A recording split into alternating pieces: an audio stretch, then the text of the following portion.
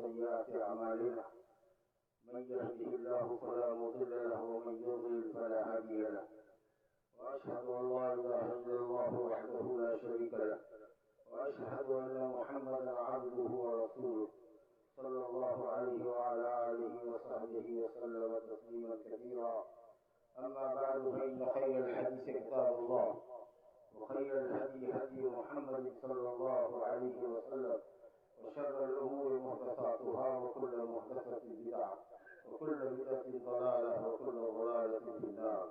أعوذ بالله من الشيطان الرجيم. لن ينال الله لحومها ولا دماؤها ولكن يناله التقوى منكم كذلك سخرها لكم لتكبروا الله على ما هداكم وبشر المحسنين. بزرگوں اور دوستوں، تمام تعریف اللہ کے لیے ہے جس نے سب سے بہتر دین ہمیں عطا فرمایا. تمام آسمانی کتابوں میں سب سے عمدہ افضل اور تمام سابقہ کتابوں کی تعلیمات کا خلاصہ پیش کرنے والی کتاب قرآن مجید ہماری ہدایت و رہنمائی کے لیے نازل فرمایا. اور رسول میں سب سے افضل، سب سے برتر رسول امام الانبیاء امام المتقین حضرت محمد مصطفیٰ صلی اللہ علیہ وسلم کو ہماری ہدایت کے لیے مبعوث فرمایا. رضیت باللہ ربا وبالاسلام دینا وبمحمد صلی اللہ علیہ وسلم نبیا ورسولا. ہم اللہ کو اپنا رب بنا کر، دین اسلام کو اپنا مذہب گردان کر اور محمد صلی اللہ علیہ وسلم کو اپنا نبی و رسول سمجھ کر راضی اور خوش ہیں. اللہ سبحانہ وتعالیٰ سے دعا ہے کہ پوری زندگی اللہ تعالیٰ اپنے پسندیدہ دین اسلام پر ہمیں قائم رکھے اور قرآن و سنت کی تعلیمات پر عمل پیرا رکھے، اور جب بھی دنیا سے ہمیں لے جائے ایمان اور اسلام پر ہمارا خاتمہ فرمائے. بزرگوں اور دوستوں، عبادتوں کے اندر نماز اور قربانی کی بڑی اہمیت ہے. کئی مقام پر اللہ رب العالمین نے نماز کے ساتھ قربانی کا ذکر کیا ہے. قل ان صلاتي ونسكي ومحياي ومماتي لله رب العالمين لا شريك له وبذلك امرت وانا اول المسلمين. اے نبی کہہ دیجیے کہ میری نماز اور میری قربانی، میرا جینا اور میرا مرنا سب اللہ کے لیے ہے جو رب العالمین ہے، پوری کائنات کا خالق و مالک، رازق اور مدبر ہے، جو ایک اکیلا ہے، اس کا کوئی شریک نہیں، نہ اس کی ذات میں کوئی اس کا شریک، نہ اس کی صفات میں کوئی اس کا شریک، نہ اس کی عبادت میں کوئی اس کا شریک، اور نہ ہی اس کے نام و صفات میں کوئی اس کا شریک. اسی طریقے سے فرمایا اِنَّا أَعْطَيْنَاكَ الْكَوْثَرَ فَصَلِّ لِرَبِّكَ وَانْحَرْ إِنَّ شَانِئَكَ هُوَ الْأَبْتَرُ.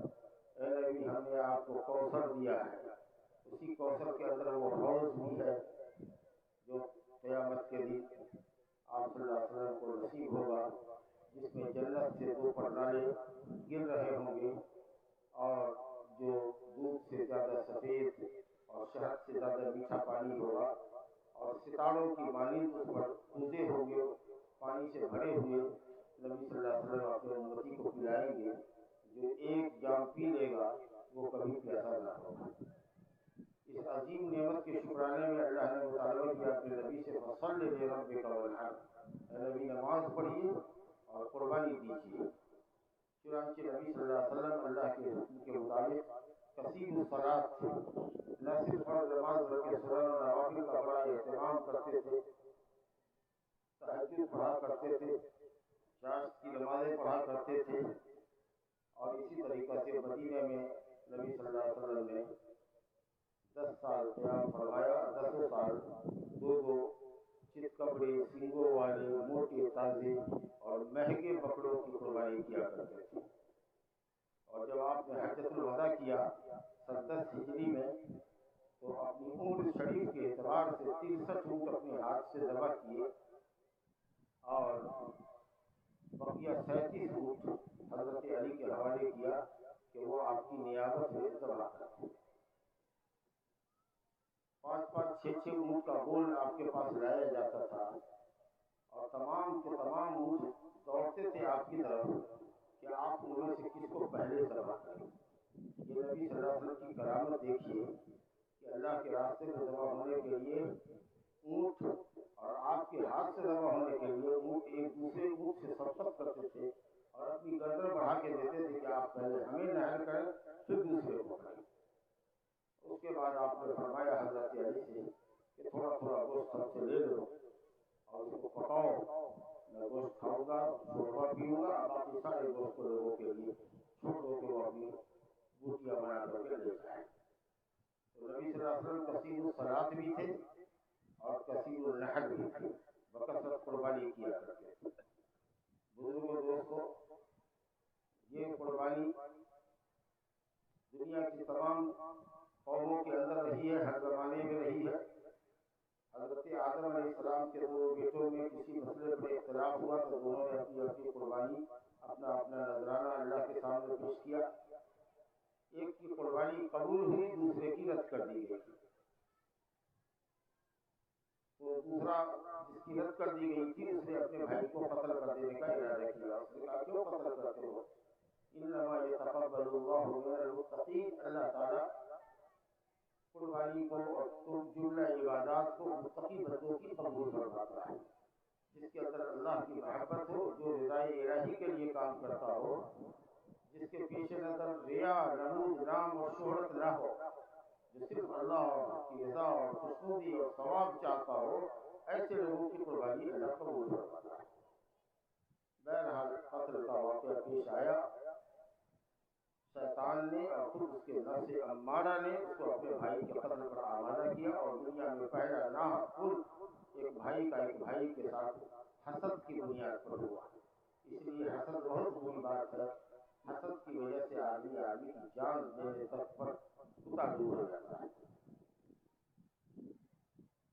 اسی طریقے سے آپ دیکھتے ہیں برادران وطن کو، غیر مسلموں کو، وہ بھی اپنے مخصوص تہوار میں اپنی دیوی دیوتاؤں کے لیے جانوروں کی، بکرے کی، بھینسے کی، کٹے کی بلی دیتے ہیں۔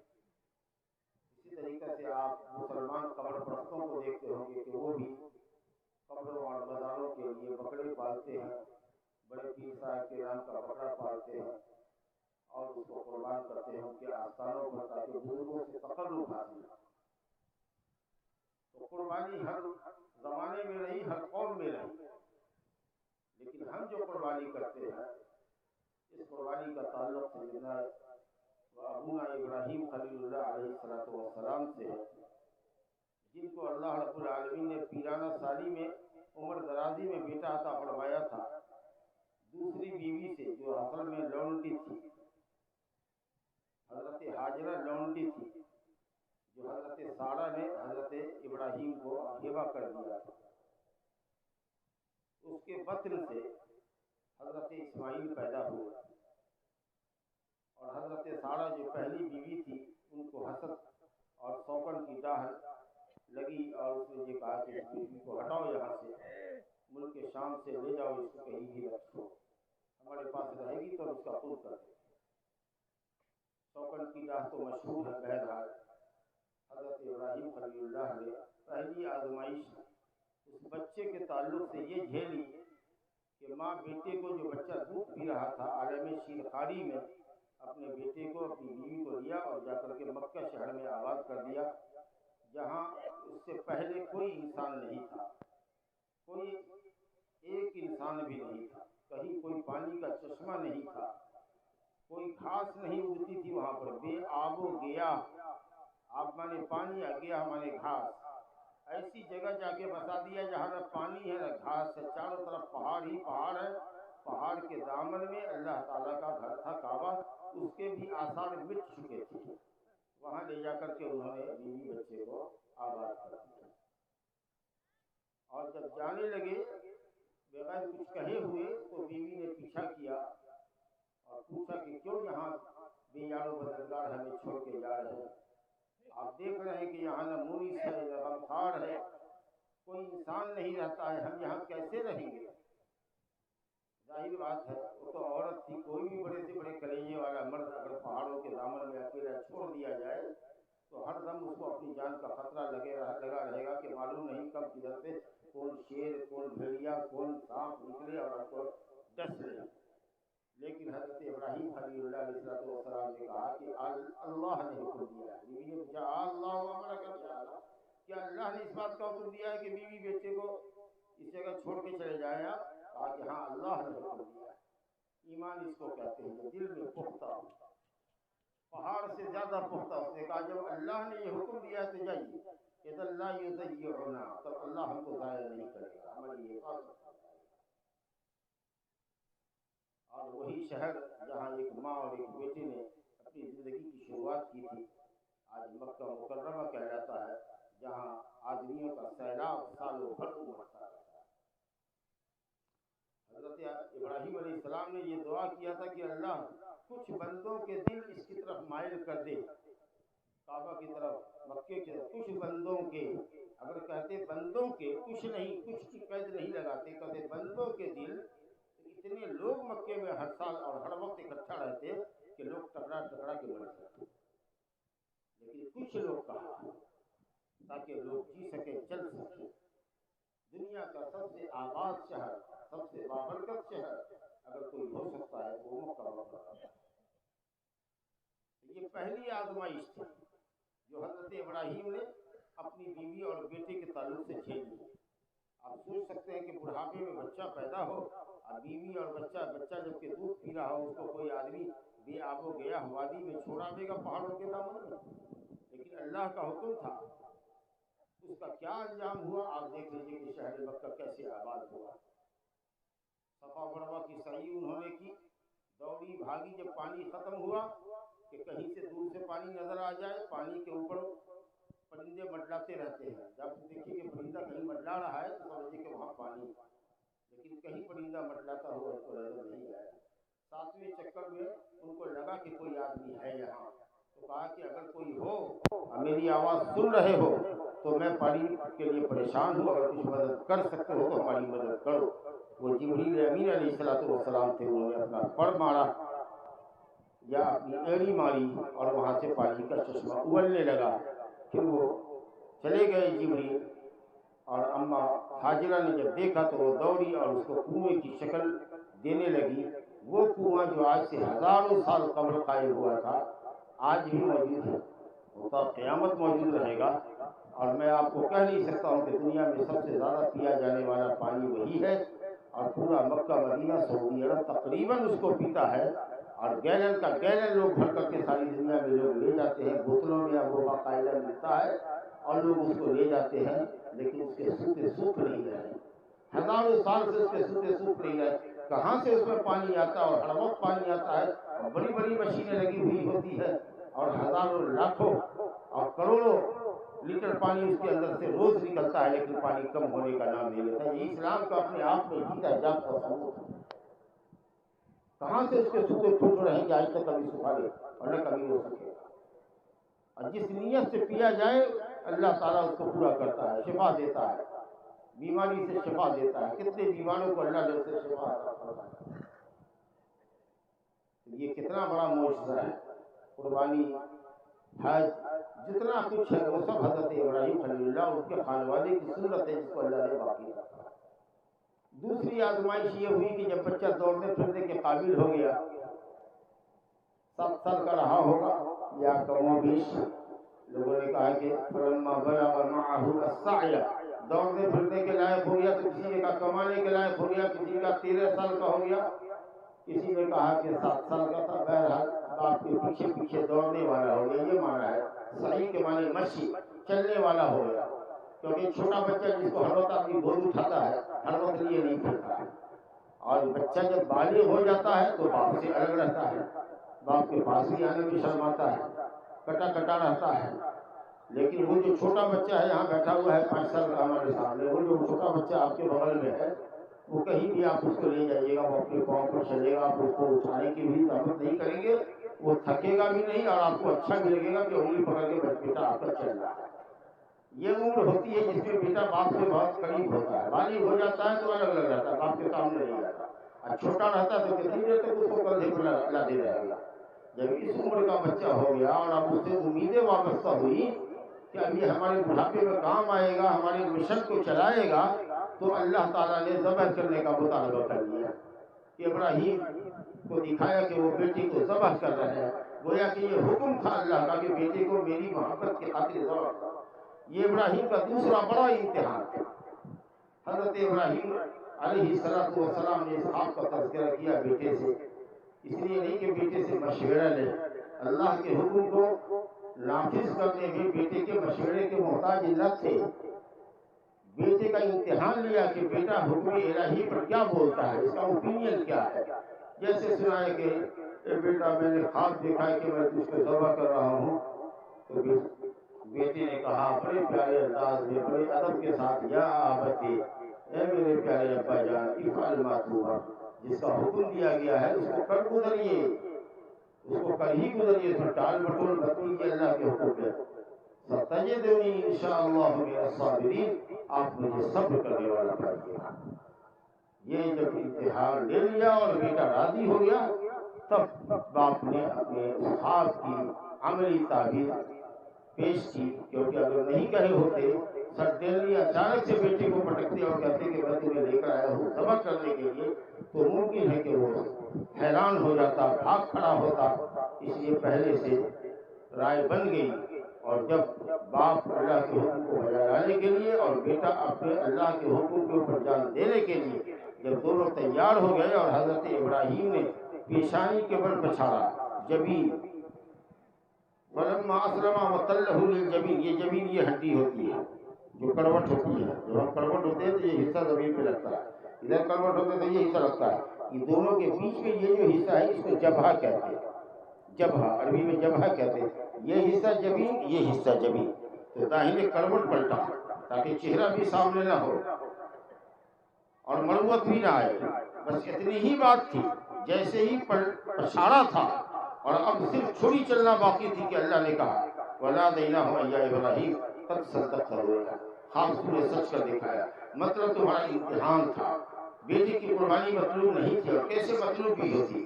انسان اشرف المخلوقات ہے، کیسے اللہ حکم دیتا کہ اسے ذبح کرو؟ ذبح کرنے کے لیے سے جانور چھوڑے رکھے ہیں، پہل رکھے ہیں، پیدا کر رکھے ہیں. پہلے بھی جانور ذبح ہوتے تھے، لیکن انسان کا ذبیحہ ہو یہ اللہ کیسے گوارا کرتا؟ یہ تو امتحان تھا. جیسے ہی دیکھا کہ امتحان میں بندہ کامیاب ہو گیا، فوراً اللہ نے کہا بس امتحان میں تم کامیاب ہو گیا. اور حضرت اسماعیل کی جگہ پر وَفَدَيْنَاهُ بِذِبْحٍ عَظِيمٍ، ایک بڑا سا ذبیحہ ذبح ہو گیا، ایک پکڑا ذبح ہو گیا، ایک دمبا ذبح ہو گیا. اب یہ ادا اللہ رب العالمین کو ایسی پسند آئی کہ اس نے حضرت ابراہیم اور اسماعیل کو زندہ جاوید رکھنے کے لیے اللہ تعالیٰ نے رہتی دنیا تک کے لیے اس قربانی کو باقی رکھا. آپ اس سے اندازہ کر سکتے ہیں کہ وہ بکرا جو آپ ذبح کر رہے ہیں، وہ گائے اور اونٹ جو آپ ذبح کر رہے ہیں، وہ ابراہیم علیہ السلام کے بیٹے اسماعیل کا فدیہ ہے. کتنا قیمتی یہ بکرا ہے جو کسی نبی کا فدیہ بنا ہے. یہ عام بکرا نہیں ہے، یہ اللہ کے دین کی شعائر میں سے ہے، علامت میں سے، دین کی علامت ہے. اس لیے یہ قابل تکریم ہے. اس کو کھلاؤ پلاؤ اور موٹا تازہ کرو، پالو پوسو محبت کے ساتھ، اور تب اس کے بعد خوش دلی سے اللہ کے لیے قربان کرو. اور جس وقت اس کے گلے پر چھری چلاؤ تو ابراہیم کا جذبہ سامنے رکھو کہ کس جذبے سے ابراہیم نے بیٹے کو پچھاڑا تھا، کس جذبے سے ابراہیم کے بیٹے نے پچھڑنا پسند کر لیا تھا، کس قدر وہ ابتلا اور آزمائش میں کھڑے اترے تھے، کس قدر صبر و رضا کے پیکر تھے، کس قدر اللہ رب العالمین کے حکم پر جان دینے والے باپ بیٹے تھے. لہذا یہ قربانی جو ہم کر رہے ہیں، اگر اسلام کو کبھی ہماری جان کی، مال کی، اولاد کی، پیسے کی ضرورت پڑے گی، ہم پیچھے نہیں ہٹیں گے، کیونکہ یہ سب اللہ رب العالمین کا عطا کر رہا ہے. اگر یہ جذبہ رہا، یہ تقویٰ رہا، اللہ تعالیٰ کی رضا اور خوشنودی کا یہ جذبہ رہا، تو قربانی آپ کو قبول ہوگی، آپ کی ہوگی. حالانکہ قربانی کرتے ہو، کھاتے ہو گوشت بھی، کچھ دوست احباب کو دیتے ہو، کچھ خیرات کرتے ہو، لیکن اللہ نے اس کو بہت بڑی عبادت کا جانا ہے، کیونکہ اس میں عبادت کا پہلو ہے. یہی جانور اگر کوئی غیر اللہ کے لیے قربان کرے، غیر اللہ سے نزدیکی حاصل کرنے کے لیے کرے، تو وہ اسلام سے خارج ہو جائے گا. اس سے یہ بہت بڑی عبادت ہے، قربانی بہت بڑی عبادت ہے، جو آج سے ابھی نماز عید کے بعد اور خطبہ کے بعد سے شروع ہوگی اور 13 تاریخ کے غروب آفتاب سے پہلے تک چلے گی، یہ قربانی ہے۔ اس کے علاوہ جو آپ سال میں کرتے ہیں، عقیقہ کرتے ہیں، وہ بھی اللہ کے تقرب کے لیے کرتے ہیں، باقی اور ذبیحہ تو روز ہوتا ہی رہتا ہے، لیکن جو اصل ثواب کا ذریعہ ہے، جو عبادت ہے، وہ یہ قربانی ہے، جو مخصوص ایام میں 10 سے لے کر 13 تک بہیمۃ الانعام چوپایوں کی شکل میں آپ قربانی کرتے ہیں۔ اللہ فرماتا ہے نہیں ینال اللہ لحومها ولا دماؤها ولکن ینالہ التقوی منکم۔ مشرکین کا عقیدہ یہ تھا کہ جب وہ بتوں کے نام پر جانور ذبح کرتے تو اس کے خون کو کعبہ پر لیپتے تھے اور گوشت کو بھی لٹکا دیتے۔ قبیلہ اوس اور خزرج والے جو مدینہ والے تھے، جب وہ منات بت کے پاس سے تلبیہ پڑھ کر کے مکہ آتے تو وہاں پر خون بہاتے اور منات بت کے جسم کے اوپر خون لیپ دیتے۔ اللہ نے کہا تمہاری قربانی کا خون اور گوشت اللہ کو نہیں پہنچتا، وَلَٰكِن يَنَالُهُ التَّقْوَىٰ مِنكُمْ، تمہارے دل کا تقویٰ پہنچتا ہے، تمہارے دل کی اطاعت پہنچتی ہے، تمہارے دل کا جذبہ پیدا ہوتا ہے کہ تم اللہ رب العالمین کے کتنے مخلص بندے ہو، رسول کے کتنے فرما بردار ہو، کس قدر اللہ رسول کے حکموں کو بجا لانے والے ہو، اور کس قدر اللہ رسول کی منع کردہ چیزوں سے باز رہنے والے ہو۔ دیکھو اللہ نے کیسے اتنے بڑے جانور کو تمہارے تابع کر دیا ہے، اونٹ کو نہر کرتے ہو، گائے کو پچھاڑتے ہو، بکروں کو پچھاڑتے ہو، خوب وافر مقدار میں اللہ تعالیٰ 3 دن 4 دن تک تم کو کھانا دیتا ہے، اور اللہ محسنین کو پسند کرتا ہے، جو عبادت کرتے ہیں حضور قلب کے ساتھ، گویا کہ اللہ کو دیکھ رہے ہیں، نہیں تو یہ سمجھتے ہیں کہ اللہ ان کو دیکھ رہا ہے۔ نماز میں ان دلوں جان حاضر رکھ کر کے سنت کے مطابق نماز پڑھتے ہیں اور اللہ کے بندوں کے ساتھ احسان کرتے ہیں۔ مال والے ہیں تو غریبوں کو مال دیتے ہیں، جاہ والے ہیں تو غریبوں کی سفارش کر دیتے ہیں، اگر کوئی کسی کو گناہ کرتا ہوا دیکھتے ہیں تو اس کو ٹوکتے ہیں، کسی کو بھلائی کی طرف دعوت دیتے ہیں، برائی سے روکتے ہیں، تو اللہ کے بندوں پر احسان کرتے ہیں، اللہ کی عبادت میں احسان کرتے ہیں کہ پختہ طریقے پر، عمدہ طریقے پر رضائے الہی کے لیے سنت کے مطابق عبادت کرتے ہیں، یہ ہوا اللہ کی عبادت میں احسان، اور اللہ کے بندوں پر احسان کرتے ہیں۔ ایسے بندوں کو اے نبی بشارت دے دیجیے۔ میرے بزرگوں دوستوں، یہ ہے تقویٰ جو قربانی کے نتیجے میں پہنچتا ہے۔ اگر یہ جذبہ آپ کے سامنے نہیں ہے، صرف گوشت کھانا مقصود ہے، جانور ذبح کرنا ہے، تب تو بیکار ہے۔ بس کہ قربانی یہ سمجھ کے کیجئے کہ حضرت ابراہیم نے اپنے بیٹے کی جان کی قربانی دی تھی، اللہ نے آسان فرمایا امت کے لیے کہ ہمارے لیے ان کی جان کی جگہ پر جانوروں کی قربانی کو قبول کر لیا ہے، اس لیے جان دی ہوئی اسی کی تھی۔ حق تو یہ ہے کہ حق ادا نہ ہوا، ہم اپنی جان دے کے بھی اللہ کے راستے میں اللہ کا حق ادا نہیں کر سکتے ہیں، مال دے کے بھی اللہ کا حق نہیں ادا کر سکتے ہیں، مال بھی اسی کا دیا ہوا ہے، جان بھی اسی کی دی ہوئی ہے، اگر اس کے مطالبے پر اس کے دین کی خاطر اگر یہ سب قربان ہو جائے تو اس سے اچھا اس کا استعمال تو کچھ ہو ہی نہیں سکتا، اس کا استعمال ہو ہی نہیں سکتا۔ میرے بزرگوں دوستوں، یہ ہے تقویٰ، یہ پرہیزگاری ہے۔ ریاکاری سے بچو، ریاکاری سے۔ کس نے کتنے روپے کا بکرا کیا، گاؤں میں چرچا ہے کس کا بکرا سب سے اچھا ہے، جی لوگ پوچھے گا ایک دوسرے سے آپ نے کیا تھا، اب وہ بیچارہ شرما رہا ہے، نہیں کیا ہے تو بیچارہ چپ ہے، اپنے آپ میں پریشان ہے کہ کیا اس کو جواب دیں، کیا ضرورت ہے آپ کو پوچھنے کی کس نے کیا کس نے نہیں کیا، اب کس کا بکرا کتنے قیمت کا تھا، تمہیں بکرے میں کتنا گوشت نکلا، تمہیں بکرے میں کتنا گوشت نکلا، ہمارے میں تو 20 کلو نکلا 15 کلو تو چربی وغیرہ سب کلیجی گوبر اوبر سب کو توڑ کے کہے گا کہ 30 کلو نکلا 40 کلو نکلا، دکھانے کے لیے کہ صاحب ہم نے تو خوب سستا پا لیا۔ یہ سب کہنے کی کیا ضرورت ہے؟ ارے دعا کرو اللہ تعالیٰ سے، جو بھی جس کو میسر ہے صحت مند بکرا کرو، مریل مت کرو، اندھا مت کرو، لگڑا مت کرو، جڑ سے کان کٹا ہوا، جڑ سے سینگ ٹوٹا ہوا جانور مت کرو، اور اسی طریقے سے بیمار مت کرو، اتنا دبلا مت کرو کہ اوپر سے ہڈی نظر آتی ہو، ہڈیوں میں گودا نہ ہو، گوشت نہ ہو، ہڈی چاٹ کے پھینک دینے کی میں بتا رہی ہوں۔ تازہ فرما جانور کیا کرو، جتنا پیسہ اللہ کے راستے میں لگاؤ گے اس سے بڑھ کر کے اللہ رب العالمین عطا فرمائے گا۔ اور فخر و مباحات مت کرو کہ ہم نے یہ کیا اور ہم نے وہ کیا، جتنا کچھ زیادہ سے زیادہ کرو اس کو تھوڑا سے تھوڑا سمجھو، جتنا زیادہ کرو اس کو اتنا تھوڑا سمجھو اللہ کے سامنے۔ بہرحال گوشت کھاؤ، اللہ کے مہمان ہو، 4 دن یہاں سے 4 دن اگر کوئی روزہ بھی رکھنا چاہے تو روزہ نہیں رکھ سکتا ہے، 10 11 12 13 ایام تشریق اور ایک ہے عید الفطر کا دن، 5 دن روزہ رکھنا حرام ہے۔ کیوں؟ اس وقت آپ اللہ کے مہمان ہیں، اس 4 دن تک اللہ کی مہمانی میں ہے آپ، اور اللہ نے آپ کی مہمانی کے لیے قربانی کو مشروع کر دیا کہ 4 دن تک خوب گوشت کھائیے، اتنا کھائیے گا کہ جو سال بھر شاید نصیب نہ ہوگا، بھر بھر پیالہ خسی کا گوشت آئے گا، کلیا قورمہ کوفتہ کباب سب آئے گا خسی کا جی، اس لیے کہ اللہ کا ذکر کیجئے، ذبح کیجئے اس وقت بھی اللہ کا نام لیجئے، کھائیے تو اس وقت بھی بسم اللہ کیجئے، اور کھانے کے بعد اللہ کا ذکر کیجئے، اور بستر پر رہیے تو اللہ کی تکبیر بیان کیجئے، چلتے پھرتے اللہ کی تکبیر بیان کیجئے، ہر نماز کے بعد اللہ کی تکبیر بیان کیجئے۔ لِيَذْكُرُوا اسْمَ اللَّهِ عَلَىٰ مَا رَزَقَهُم مِّن بَهِيمَةِ الْأَنْعَامِ، اللہ نے چوپایوں کی شکل میں جو روزی آپ کو دی ہے، گوشت دیا ہے، اور یہ 4 دن تک جو آپ کی مہمانی اللہ کی طرف سے ہو رہی ہے، جس میں روزہ رکھنا آپ کے لیے حرام کیا گیا ہے، اس لیے کہ آپ گوشت کھائیے اور اللہ رب العالمین کی شکر گزاری کیجیے۔ لیکن آتے ہوئے تکبیر ہے، نہ جاتے ہوئے تکبیر ہے، نہ عیدگاہ میں تکبیر ہے، نہ محلوں میں تکبیر ہے، بڑے افسوس کی بات ہے۔ میں اللہ سے دعا کرتا ہوں کہ ہماری آپ کی سب کی قربانیوں کو قبول فرمائے، ہمارے جذبے میں، ہماری نیتوں میں اللہ تعالیٰ اخلاص عطا فرمائے، اور اللہ رب العالمین ہمیں آپ سب کو، ہماری خواتین کو اللہ رب العالمین اپنی اچھی طاعت اور بندگی پر قائم رکھے۔ ایک بکرا آپ اپنی طرف سے کر رہے ہیں، جا کے پوری فیملی کو شریک کر لیجیے۔ اللہ اس بکرے کو میری طرف سے، میرے تمام بیوی بچوں کی طرف سے قبول فرما۔ بسم اللہ اللہ اکبر، اپنی زبان میں کہیے، اللہ اس بکرے کو میری طرف سے، میری پوری فیملی کی طرف سے، میری بیوی، میرے تمام بچوں کی طرف سے قبول فرما۔ بسم اللہ اللہ اکبر۔ اسی طریقے سے اگر مردے کی طرف سے کرنا چاہتے ہیں، اللہ اس بکرے کو یا اس گھانٹ کو میری طرف سے، میرے مردہ ماں باپ کی طرف سے قبول فرما۔ ایک نام اپنا اس میں ضرور لگائیے، صرف مردے کی طرف سے نہیں کرنا، ثواب پہنچ جائے گا اس کو، کیونکہ اصل میں یہ عبادت زندے کی طرف سے ہوتی ہے، لیکن ثواب میں آپ ان کو شریک کیجیے گا۔ بیوی کی طرف سے اگر کر رہے ہیں تو بیوی کو بھی یہ چاہیے کہ وہ یہ کہے کہ اللہ اس کو میری طرف سے، میرے میاں کی طرف سے اور میرے تمام بال بچوں کی طرف سے قبول فرما۔ تو اس طریقے سے وہ بھی اپنے شوہر کو شامل کر لیں، اور اگر آپ نے اپنی کمائی سے بکرا خریدا ہے تو آپ بھی اپنی بیوی بچوں کو ثواب میں شریک کر لیجیے، ان کو محروم مت کیجیے۔ اللہ رب العالمین اپنے فضل سے ہم سب کی قربانی کو قبول فرمائے۔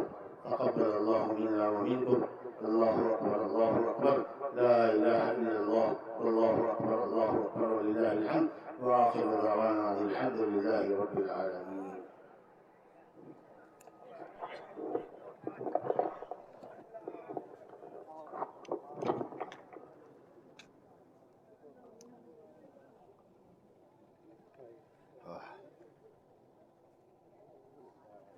بس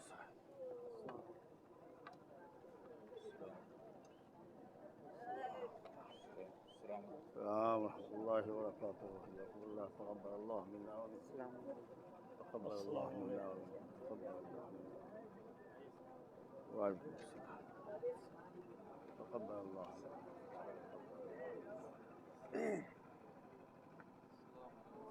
وعلیکم السلام،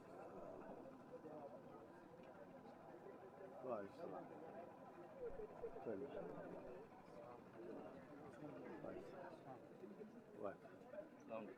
تقبل اللہ منا ومنکم، تقبل اللہ منا، اللہ عید قربان مبارک، وعلیکم السلام، تقبل اللہ منا۔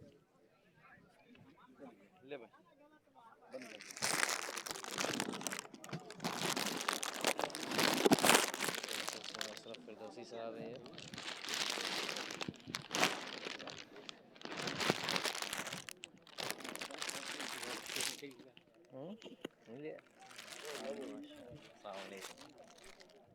السلام علیکم، رئیس صاحب ہے ہمارے، کافی نوجوان۔